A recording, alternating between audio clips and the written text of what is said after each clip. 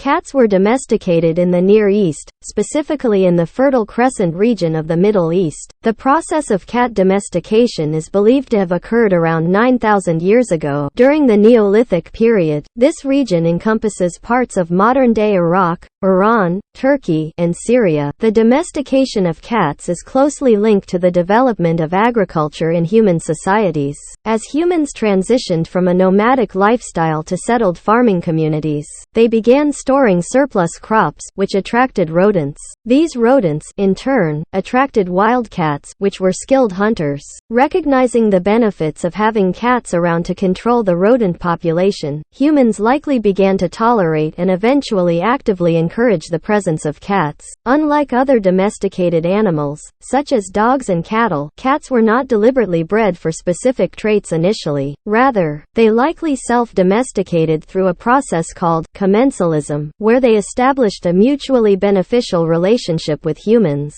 Over time, humans began to selectively breed cats for certain traits, such as coat color or temperament, leading to the development of distinct cat breeds. It is important to note that while cats were domesticated in the Near East, they spread to other parts of the world through human migration and trade. Ancient Egyptians, for example, revered and worshipped cats, and they played a significant role in Egyptian society. Cats eventually became widespread across Europe and other parts of the world, primarily through trade routes established by ancient civilizations.